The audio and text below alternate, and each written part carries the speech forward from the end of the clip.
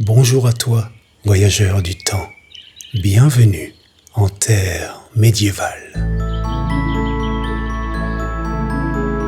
Aujourd'hui, nous allons plonger dans l'âme de Puy-l'Évêque.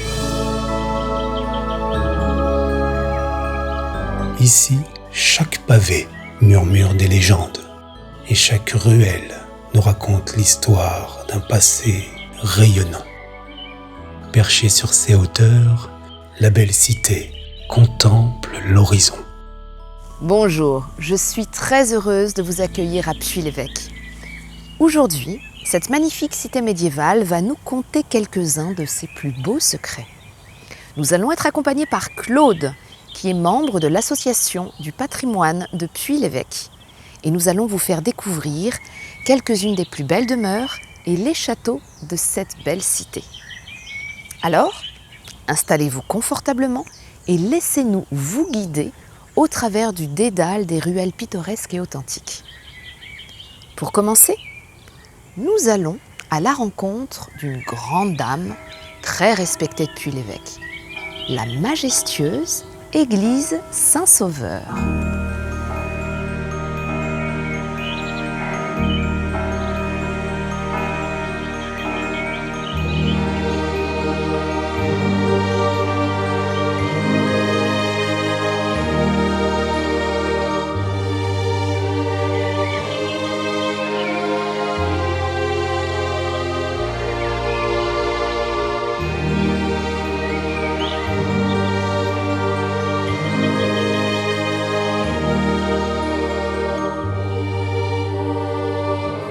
Cette vertueuse vieille dame vit le jour entre le XIVe et le XVIe siècle.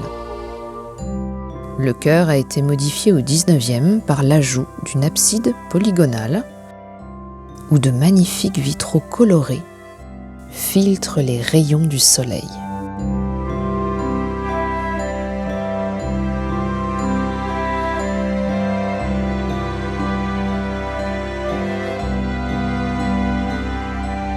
Dans une éternelle quiétude, l'église Saint-Sauveur demeure le cœur battant de Puy-l'Évêque. Un lien tangible où le passé et le présent s'unissent pour murmurer à l'oreille des générations actuelles les épreuves et les triomphes de leurs ancêtres.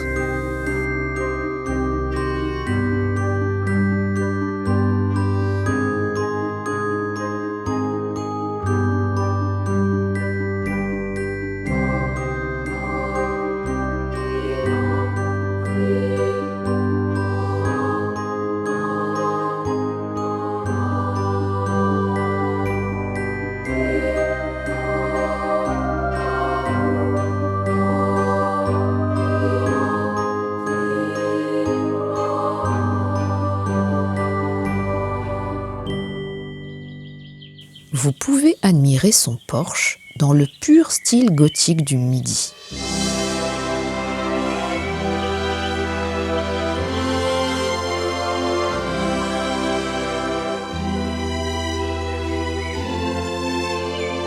Sa tourelle abrite un escalier qui monte jusqu'au niveau de son clocher.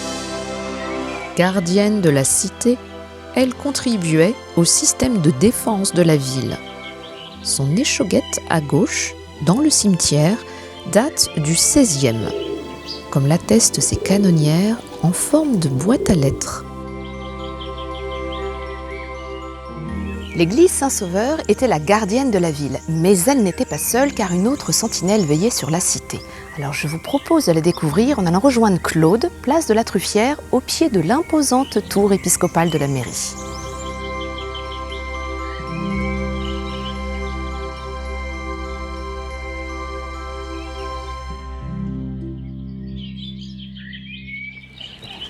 Bonjour Claude.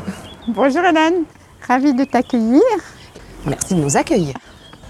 Eh bien écoute, je suis impatiente, Claude, que tu puisses nous faire découvrir quelques-uns des secrets de Puy-l'Évêque.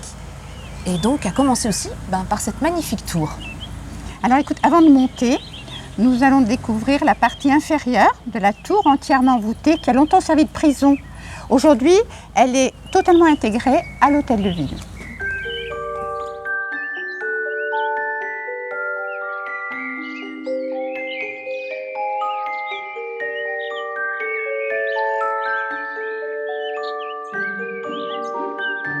Du haut de ses 23 mètres, cette tour castrale est le dernier vestige du palais épiscopal. Regarde, c'est une véritable sentinelle qui surveille Lot et sa vallée depuis le XIIIe siècle. Cette tour était le cœur d'un éventail de 3 lignes de remparts. Après avoir subi les assauts des guerres, cette pauvre tour a été frappée par la foudre en 2005. Mais bien sûr, elle résista. Seules quelques grosses pierres se sont détachées. Plus de peur que de mal.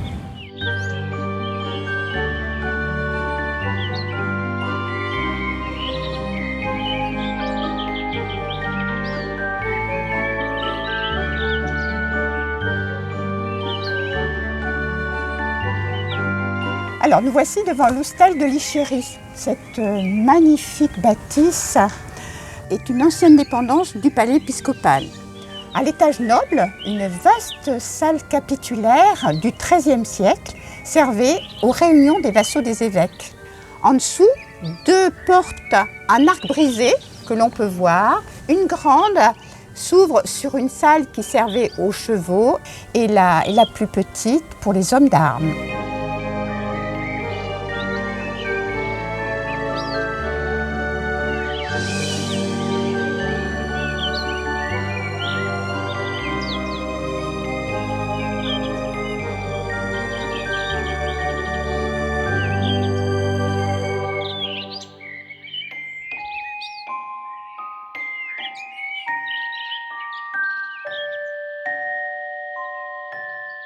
Alors Claude, nous venons de voir Lichéry Haute et nous voici maintenant devant le Castel Renaissance du XVIe. Alors écoute, je suis très impatiente que tu nous dévoiles quelques-uns de ses secrets. Alors, si Lichéry Haute était le symbole du pouvoir médiéval, le Castel Renaissance, appelé aussi Lichéry Basse, va nous raconter une autre histoire. Celle de l'époque où l'aristocratie dans le Lot avait adopté des codes plus esthétiques, plus harmonieux. En témoigne cette jolie tour polygonale dans laquelle on peut voir une très belle charpente qui abrite un pigeonnier. Sur la façade, on peut voir aussi une fenêtre avec des larmiers. Ce sont des anciennes gouttières. À leur extrémité, on aperçoit des têtes humaines. Ce sont des ornementations très très courantes dans le Quercy à cette époque-là. Alors sur cette façade aussi on peut voir la vigne vierge là, qui court sur le mur. Et en fait, avant la Première Guerre mondiale, le château était vraiment entièrement recouvert de vignes vierges.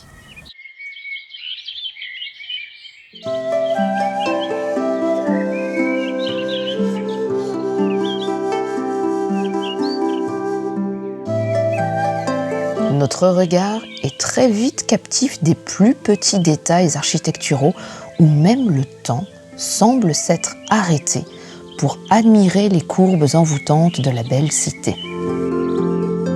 Parfaitement conservé, Puy-l'Évêque attire aussi bien les amateurs d'architecture médiévale, les artistes en quête de calme et les photographes séduits par la richesse des couleurs au coucher du soleil, ainsi que tous les visiteurs attirés par son charme pittoresque.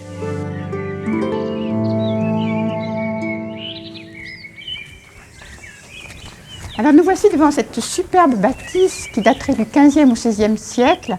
Elle appartenait certainement à un riche commerçant ou à un notable. On peut voir cette magnifique porte Renaissance avec le bâton écoté. À ses extrémités, on voit ici un animal étrange et un animal mystique de l'autre côté. Au-dessus, il y a 2 anges qui tiennent un écusson avec des lettres entrelacées. Un I, un J et un S, je pense que ça signifie Jésus sauveur des hommes.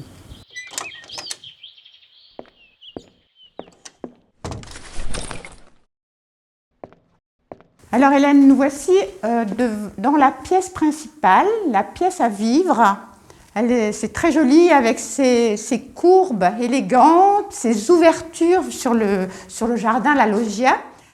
Nous voici devant ce joli buste qui occupe la place d'une porte murée, porte qui donnait accès à un escalier tourelle, dont on peut voir encore quelques quelques traces à l'extérieur. Alors nous voici dans ce bel escalier à l'italienne. En face de nous, une magnifique loggia en anse de panier avec ses balustres Renaissance s'ouvre sur le jardin.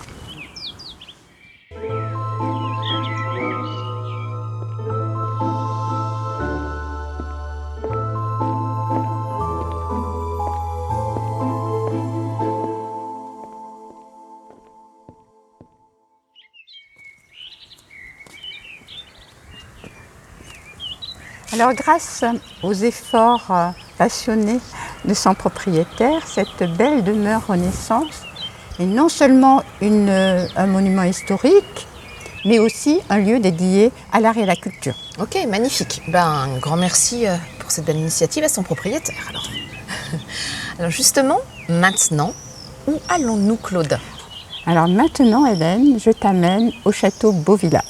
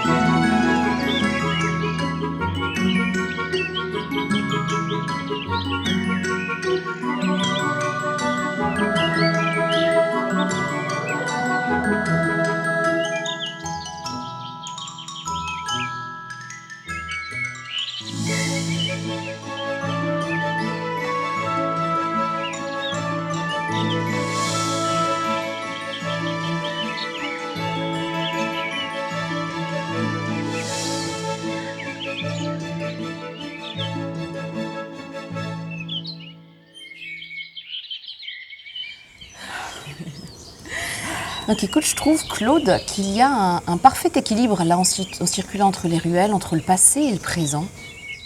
Oui, tu sais, à Puy-l'Évêque, le passé et le présent se tiennent par la main, ils se complètent, ils s'harmonisent.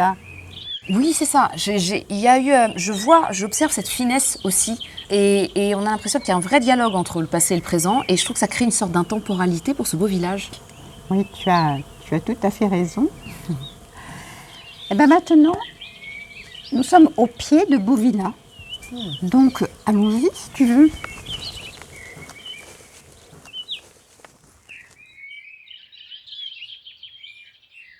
Cette immense bâtisse accrochée à la falaise daterait du XVIe siècle. Vu sa position élevée dans ce bourg fortifié que fut Puy-l'Évêque, nous pouvons supposer qu'elle appartenait à une famille importante de la noblesse. Son escalier se trouve dans une tour ronde dont la porte d'entrée est encadrée de bâtons écotés sur lesquels s'agrippent des mains mystérieuses.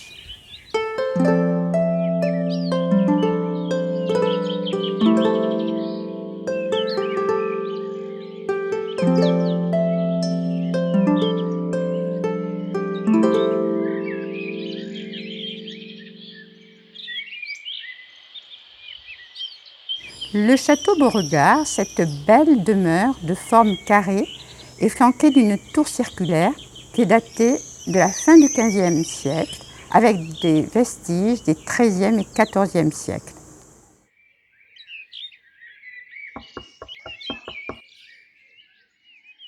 Dans la tour, plusieurs volets d'escalier desservent les niveaux successifs.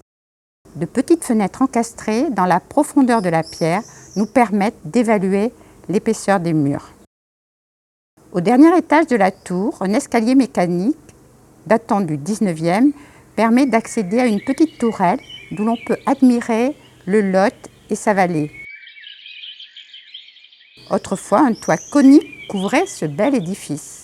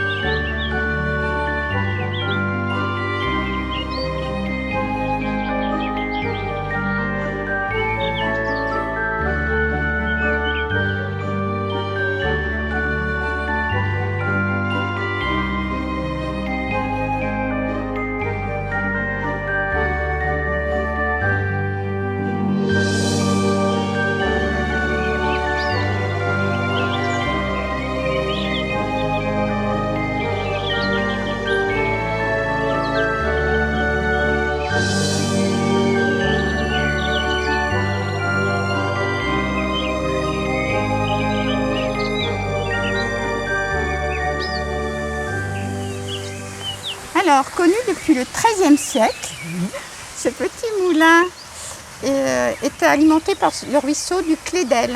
En 1877, il a été transformé, il s'agissait d'un moulin à blé avec 2 rouets et il a été transformé en moulin à thon. Moulin à thon, qu'est-ce que ça veut dire? Alors, le thon est produit à partir des écorces de chêne que l'on broyait entre les meules en pierre et qui produisait une poudre, la poudre de thon.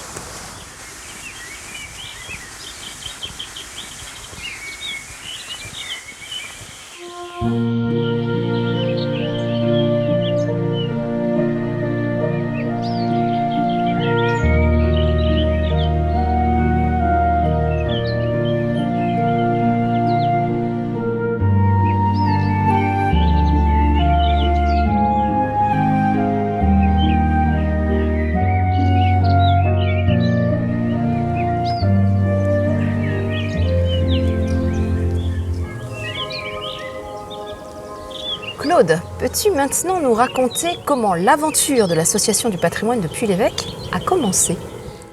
Alors, en 2019, un petit groupe de passionnés, dont je fais partie, a décidé de créer l'association Puy-l'Évêque Patrimoine.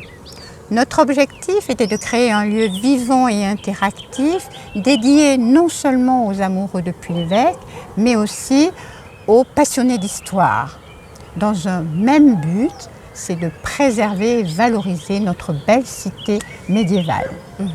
Aujourd'hui, l'association ouvre grande ses portes à des activités culturelles autour du patrimoine, comme les expositions, les circuits dans la ville, les parcours adaptés aux différents publics.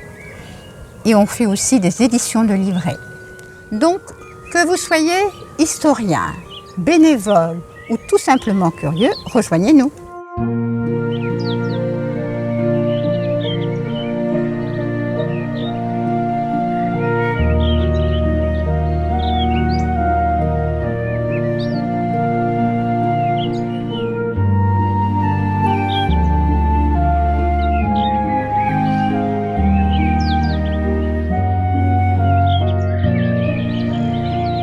Alors Hélène, Puy-l'Évêque est régulièrement mis en avant pour être un des plus beaux villages de la vallée du Lot. En effet, il est inscrit au titre de la protection des monuments historiques depuis 1944.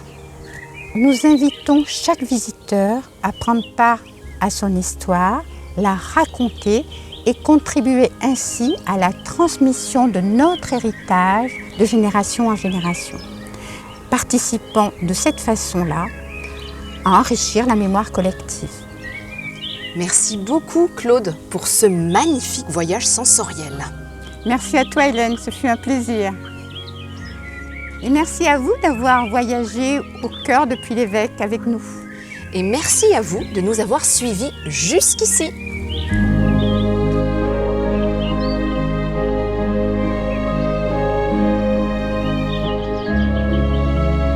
L'étonnante configuration de la cité, avec ses différents niveaux et ses recoins secrets, offrira aux plus curieux une expérience immersive dans l'histoire et le temps. Tout en restant fidèle à son passé, comme un bijou à plusieurs facettes, sa richesse intemporelle et ses vestiges historiques permettront une découverte adaptée pour chacun des voyageurs.